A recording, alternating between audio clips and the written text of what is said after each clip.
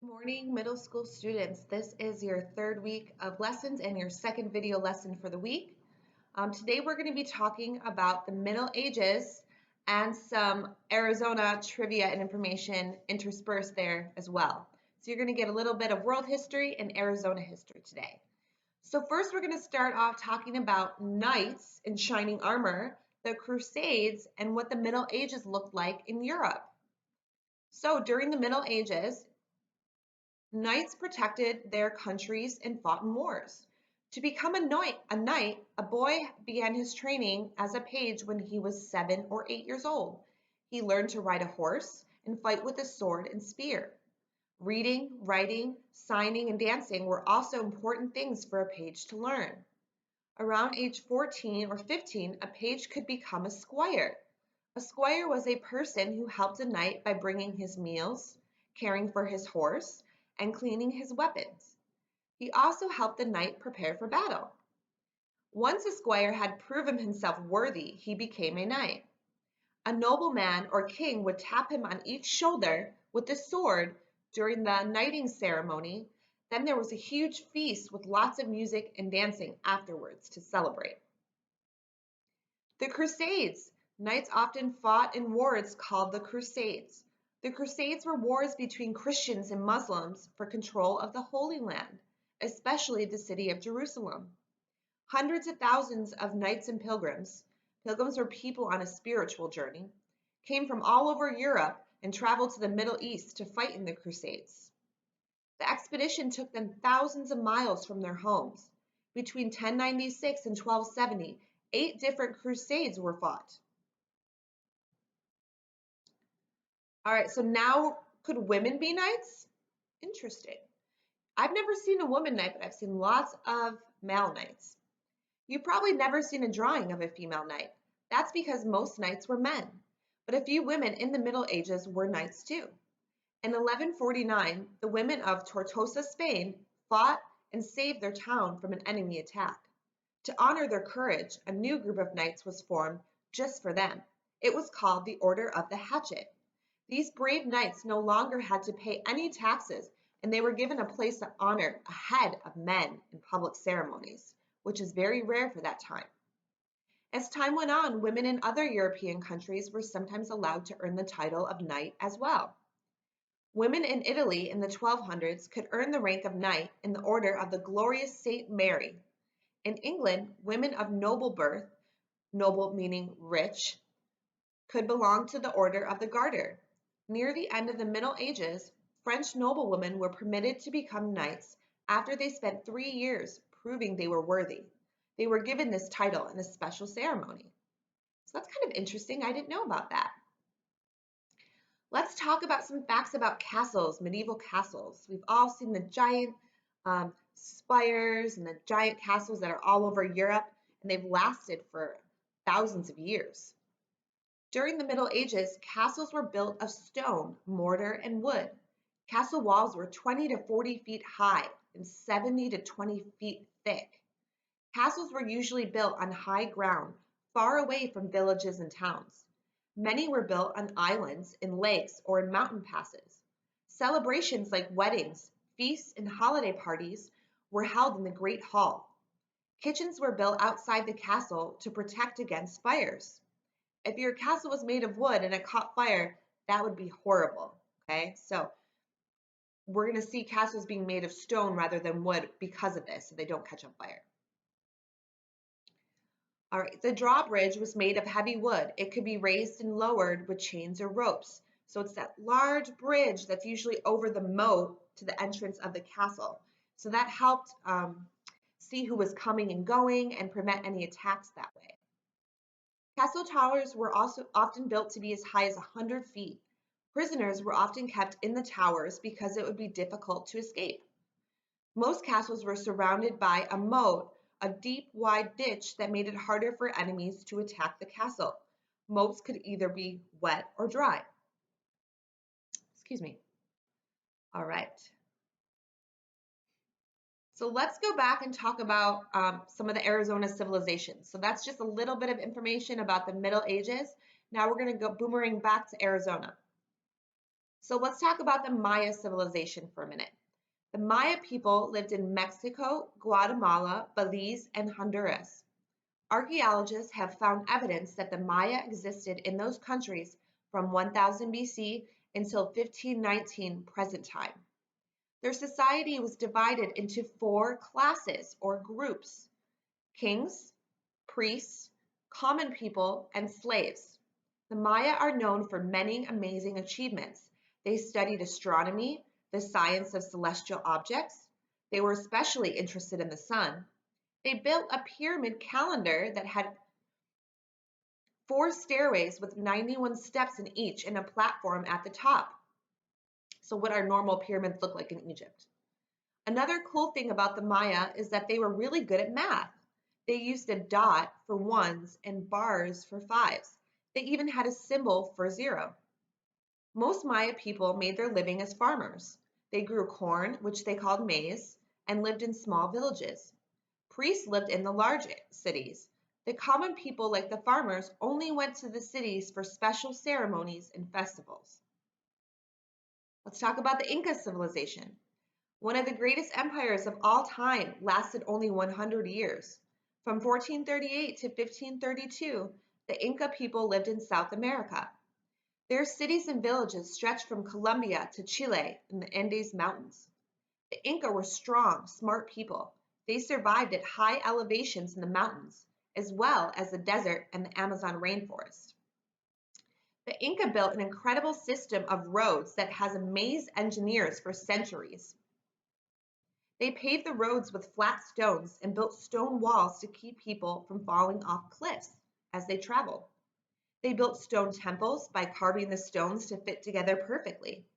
They didn't even need mortar to hold the stones together because they were cut so precisely. Farming was an important part of the Inca life. The people raised more than 70 different kinds of crops, including corn, potatoes, squash, beans, peppers, peanuts, tomatoes, and grains. Remember the 3 sisters? They built huge buildings to store food for times of famine when there's not enough food. They ate mostly fish and vegetables and not much meat. The Inca used a 12-month calendar and a number system based on the number 10. Their spoken language was called Quechua, but they did not have a written language.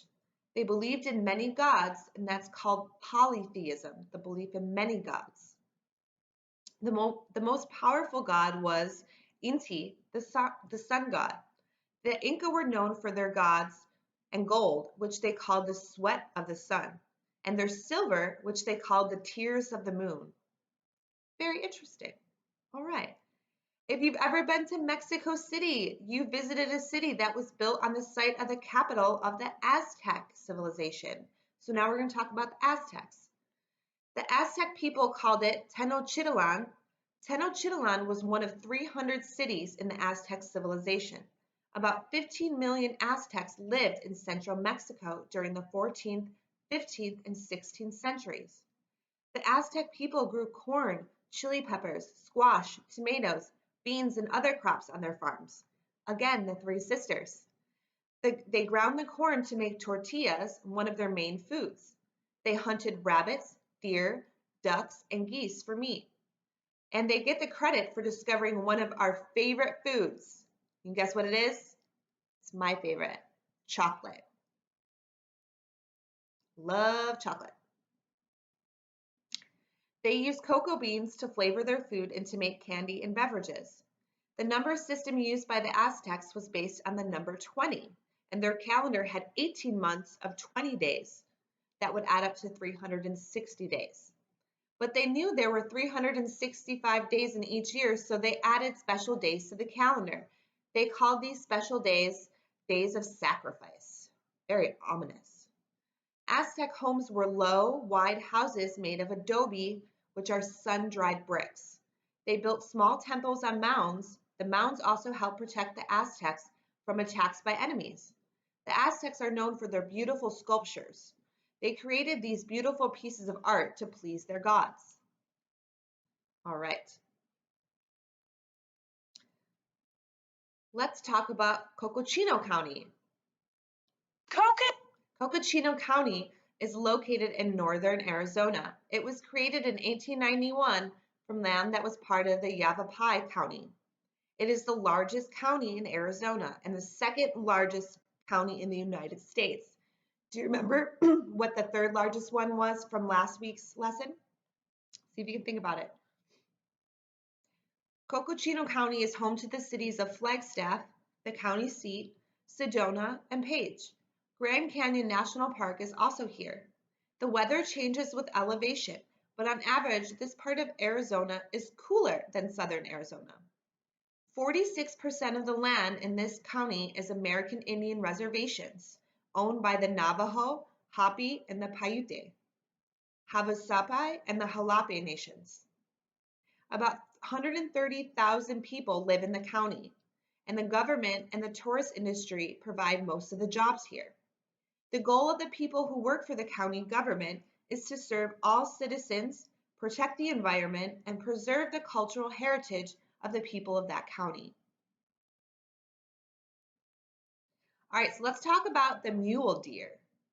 Of all the wildlife living in the Grand Canyon and throughout Arizona, the mule deer is one of the most likely to be seen by you and me. This deer can be found in all 5 neighborhoods of the Grand Canyon. The mule deer is named for its ears, which are long like a mule's. It eats shrubs, twigs, grasses, weeds, and herbs. Baby deer are called fawns.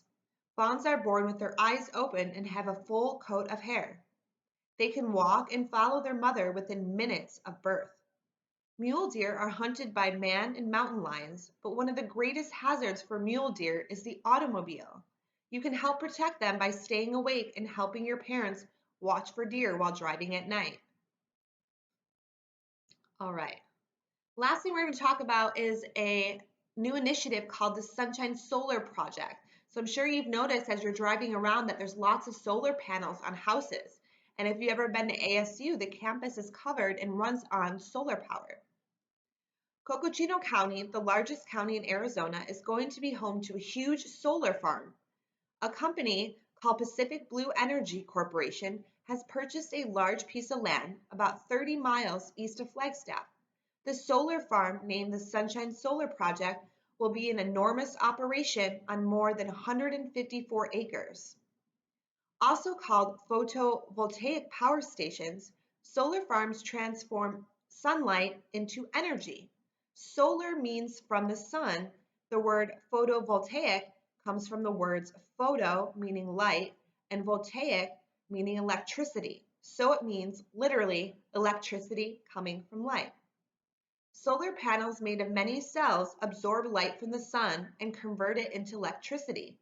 These panels have been used on satellites and spacecraft for sources of power. Because the amount of energy they can produce is limited, many panels are used together to make what is called an array. Photovoltaic power stations or solar farms use arrays to create electricity without causing pollution, while requiring nothing more than sun. This makes it possible to create energy in a cheap, clean way that doesn't harm the earth. Fossil fuels like coal, gas, and petroleum cause pollution and will eventually run out. The idea of solar energy has been around for a while, but the technology has needed some improvements to produce more electricity. More people are becoming interested and solar energy is improving. You can learn more about solar farms and photovoltaic power by looking at industryweek.com. Okay, so you can see some examples of that if you go to industryweek.com. All right, so you've got a whole hodgepodge of different lessons today on the Middle Ages and on some of Arizona's counties. So now this week you're going to have an attached assessment like you did on my last video. The link is going to be at the bottom of the description of the video. If you click on it, it should download. It's a 10-question quiz. If you listen to the video, all of this should come pretty easy to you. You should be able to fill it out.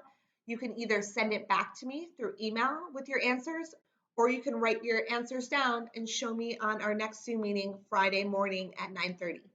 All right? All right, I hope you guys had a good weekend, and I will see you in our next Zoom meeting. Bye.